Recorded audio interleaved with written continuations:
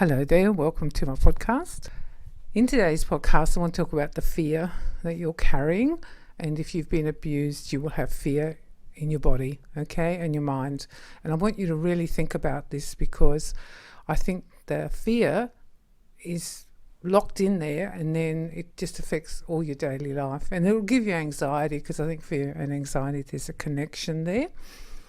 When the abuse was happening, you would have been scared. You might have even been petrified. And if it gets really, really bad, you'd be terrified. And we'll do a podcast on terror because that's the whole one on its own, the terror one. But today we're going to talk about the fear. So when the person was abusing you, say when you were a child, you would have had fear of that person.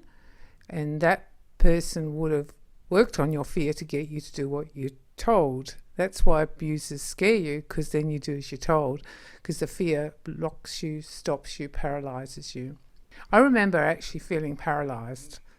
People say, oh, why don't you move when it happens? Well, when you're so frightened, you'll feel paralyzed. And you might have felt that as well, almost paralyzed when the person's trying to hit you and you're in the corner and just cowering there, or you're lying on the floor, whatever you're doing. The fear will come from the physical and sexual abuse, obviously. However, do not discount the fear that comes from the mental and the emotional and psychological abuse. That's a fear as well, and I don't want you to forget that, because it's very fearful when you have someone verbally screaming at abuse at you, putting you down, denigrating you, diminishing you. That's a fearful thing, and you will be frightened. Because, of course, they're not coming from love, are they? They're just coming from power and control. The fear locks in, and then the more episodes you have, the more fear you have. I don't think you just have one lot. I think you gather it along the way, and then all of a sudden you're this frightened little child inside. It will feel shaky. You'll feel shaking inside, and things will trigger it. And that's why it's important to let go of this fear from the abuse, because it gets triggered all the time. Even if you think you've dealt with it all, if you haven't dealt with your fear, it will get triggered. It will get triggered when you're watching something on TV. It'll get triggered when somebody's screaming. It'll get triggered when there's an argument happening that has nothing to do with you, and the fear comes up because that's a reminder, a trigger of what happened when you were abused. You will have fear around how certain people look. If they look like your abuser, you'll be a bit frightened of them. And situational fear, I call it, where you'll be in situations, and even though you're not directly involved in that, you will get the fear from it. You will pick up the fear from actually the other person who's been abused. So if you witness something, the fear comes back up. You might also have fears around dentists and doctors if you've been hurt and touched inappropriately, or or you've been hit and punished in that way. You'll have fear around people being too close to you. The fear is horrible. It's really terrible. And sometimes you can wake up with it in the night and feel really fretful and really fearful because some dream you had or some thought you had or something from the previous day. I found that watching certain programs or situations in programs, I'd be fine when I was watching it, and then I'd have like a delayed reaction and the fear would come up afterwards. It was like it almost triggered my own fear and set it off again. I really encourage you to let go of your fear. Do whatever you can, write it out, all the things you're frightened of, speak it out, tap it out. I use tapping, as you know. Meditate it out. Put yourself like in hypnotic state, right? Talk yourself down. Get one of those tapes and talk yourself down, and then let go of the fear. Because if you can let it go and you can release it, you won't have it triggering all the time. People don't usually talk about the fear when it comes to abuse. They talk about other things, but not the fear. And it's a very, very scary thing, being abused by somebody. And if you are smaller than them, you will feel physically violated because they're big and they're over you and they're screaming. Even if you're a big person, you can still feel that fear from someone who's really full of anger and rage. That's what you have to understand. The abuser now is full of anger and rage and hate, and they're putting it all on you, and they're acting out and being violent in whatever way they are, and that will make you feel scared of them. The fear also stays if you have to have contact with them, like if in your childhood you had violent parents, you would now find that even if you're with them or around them as an adult, you would have always that little bit of uncomfortableness and a little bit of fear around them. You'd be a bit scared of them. And when people drink and also take drugs, that abusive nature can really come out, and it can really set them off, and then of course you land up back there.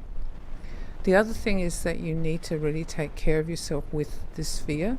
If you find you can't watch certain programs and certain different things, don't watch it.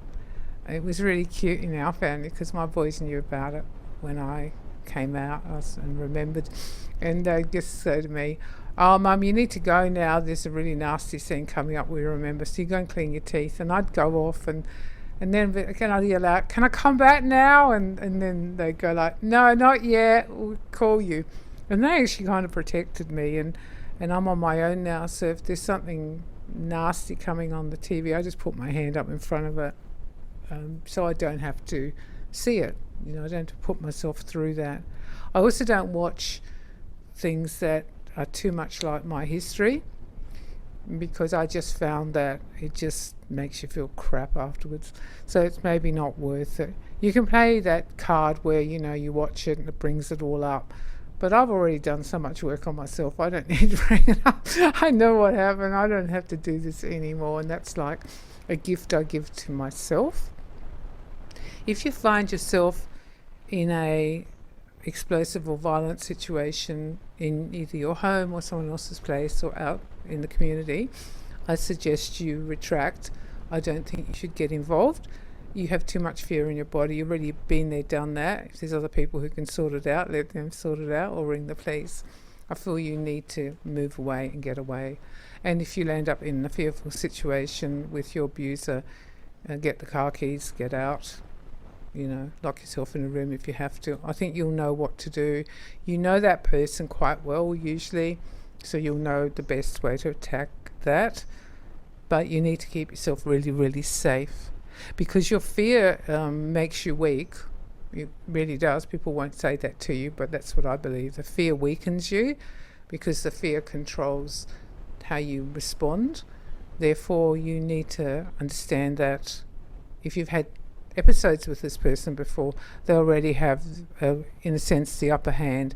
And it's not until you start to work on your stuff and start releasing all the fear will you be better. However, having said that, I still think you have like a vulnerability to this area and vulnerability to those people who abused you. So I'd just say keep away from them. And if they start acting up, that's when you stop. I always knew with my dad when I was an adult, his problem with his drinking didn't get any better as he got older. And he would drink a lot. And I always knew his eyes would like cross over. I know it sounds weird, but he'd get a little bit cross-eyed. And then it was like, okay, we're into really heavy territory now.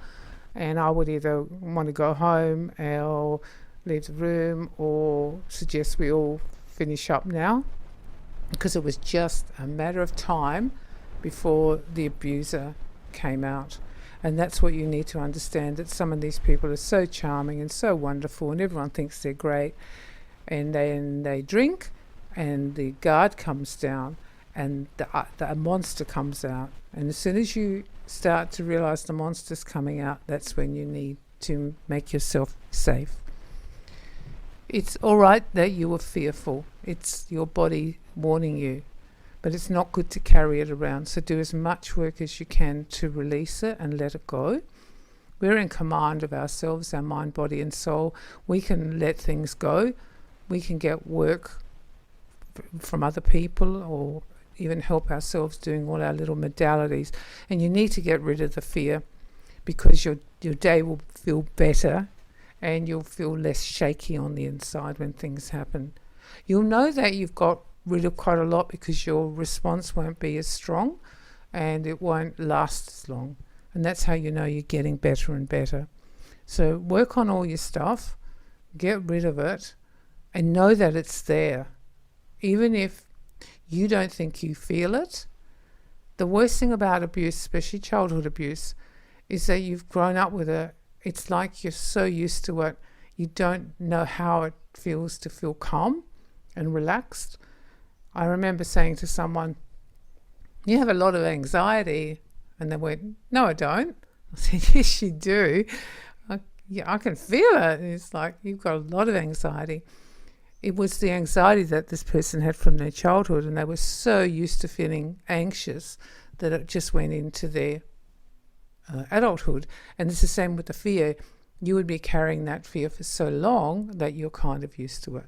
Work on letting it go and having a life that's more calm. And I hope that you do well this week.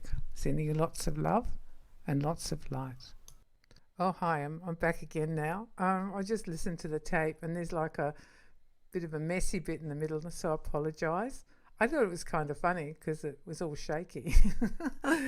Get my techno son to help me, and hopefully next time we won't have it, so apologies.